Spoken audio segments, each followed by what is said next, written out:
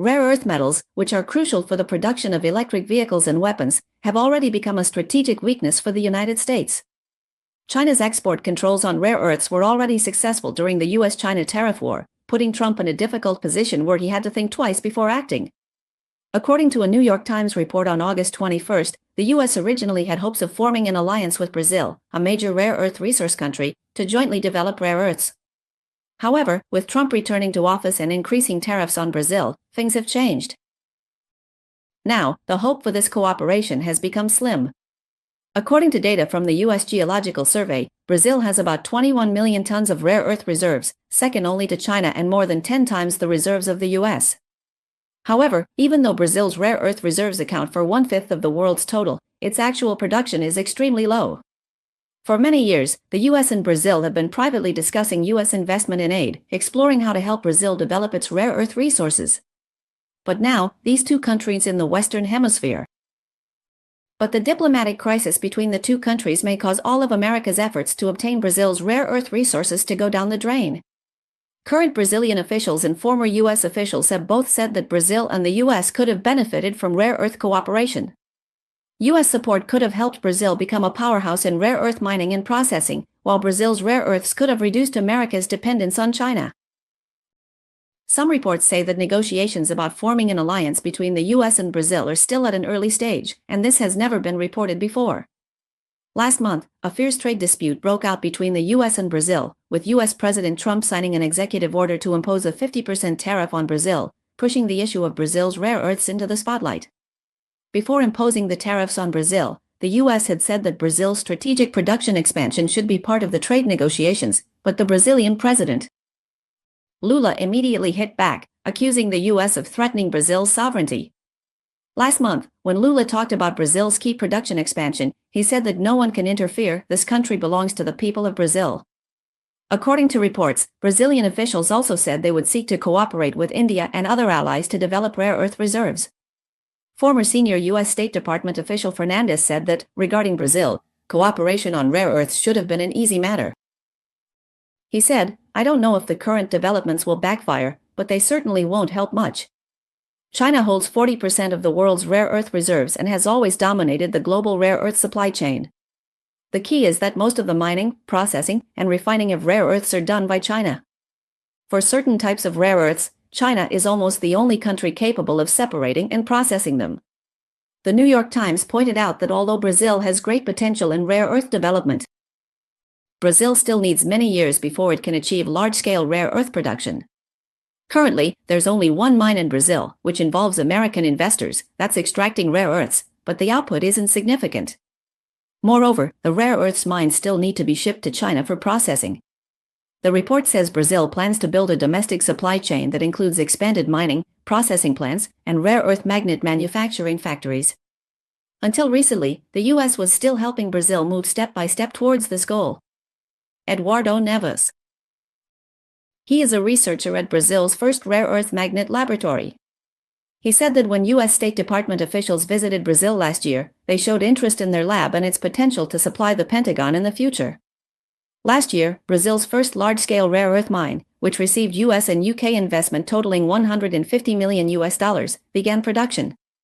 The operating company, Brazil's mining enterprise Serra Verde Group, produces permanent magnets for electric vehicles and wind turbines.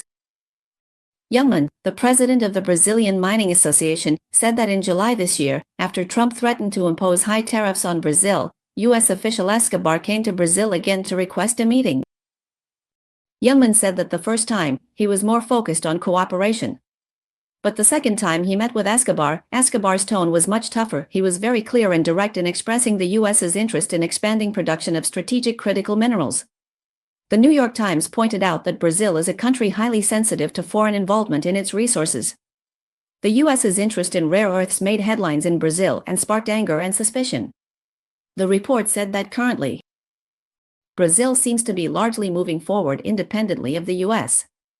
With the help of a Spanish surveying company, Brazil is studying its rare earth reserves, and is also improving its rare earth processing capabilities through a collaborative project that involves more than 20 companies and research institutions from around the world. Last week, when Trump accused Brazil of being a terrible trade partner, Brazilian President Lula hit back, saying that Brazil is doing just fine and will not bow to the US government. To sum up simply, first, the cooperation between the US and Brazil in developing rare earths was originally a win-win project, but Trump misjudged that Brazil wouldn't dare to push back, and as a result, the US lost this partner.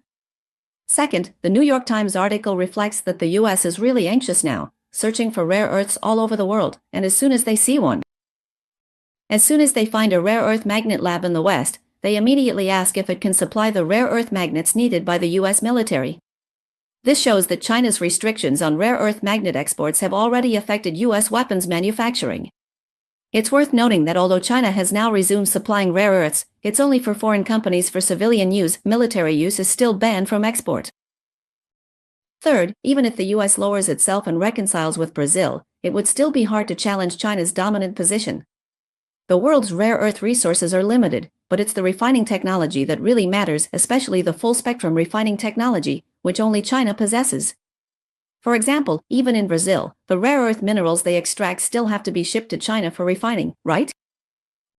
In the US, apart from being worried about the supply of rare earths for high-tech products, American farmers are also living in anxiety. In the height of summer, corn and soybeans are soaking up the sun and growing across the vast fields of the Midwest. However, after Trump returning to the White House, the trade war between the US and China, the biggest buyer of American soybeans, has flared up again. Right now, even though a bumper harvest is just around the corner, the farmers aren't feeling any joy. In fact, they're even more worried. As agricultural product prices have dropped to their lowest point since 2020, the huge yields will only make things worse. According to a Bloomberg report on the 22nd, a professional crop inspection team set off this Monday, with over 40 farmers, analysts, and journalists heading to Ohio, South Dakota, Indiana, Nebraska, and Illinois. They carried out their annual survey across 7 states, including western Iowa and Minnesota. They found that, except for Illinois, all the other states had higher corn yields than last year. As for soybeans, only Indiana's yield was lower than last year. Data from the U.S. Department of Agriculture also shows that this year's corn production is set to hit a record high. Although the total soybean output has dropped compared to last year due to reduced planting area, the yield per acre is still expected to set a new record. Even though yields are looking up, American farmers are frowning more than ever. After all, with the soybean harvest season coming next month, not a single new order from China has been placed for the new crop. In this situation, which farmer could possibly smile? You have to know, in previous years around this time, right before the U.S. soybean harvest season on September 1st, China would have usually already completed about 14% of its annual soybean purchases. This cold wind has also spread from Chicago to the Pacific Northwest of the United States, where several export grain terminals responsible for shipping American crops to Asia have come to a standstill. Bloomberg mentioned that, looking back at Trump's previous term in 2019, out of concern that farmers would be upset by price drops caused by the trade war and export restrictions, and dissatisfied with the USDA's worries about the situation spiraling out of control, they even canceled this type of inspection tour event, which had been held for 27 consecutive years. A live interview with a person in charge from the National Agricultural Statistics Service was urgently switched to a televised broadcast. In order to win over the key voter group of farmers, back then, Trump not only provided $12 billion in agricultural aid, but also added another $16 billion in subsidies, even hinting that he was willing to offer more support to calm farmers' resentment over the trade war. Although the mood this year isn't as intense as it was in 2019, the members of the inspection tour can still clearly feel it. Anxiety is quietly rising. This week, the president of the American Soybean Association, Legrand, warned in a letter to Trump that growers are already on the brink of a trade and financial cliff, and simply cannot withstand a prolonged trade war with China. Legrand, a loyal supporter who has voted for Trump 3 times in past elections, has repeatedly voiced his opposition to Trump's tariff policies this year. Since 1988, he has only missed 1 delegation trip. Now, one of the hosts in the group, Flory, is showing an unreasonable optimism. He says China needs soybeans, so one day they'll definitely place orders again. But what's the reality? Let's look at the recollection of Iowa Farmers Union President, Lehman. He says that during the first round of Trump's trade war with China, the U.S. had already lost its overseas market, as China turned to South America for supplies. Lehman is very clear about this. So, we know what we should do to strive for fair trade, but this approach, starting a tariff war with China, has not brought us any closer to our goal. The conclusion is that American farmers, especially those who voted for Trump, should return these words to Trump and to other anti-China politicians in the U.S.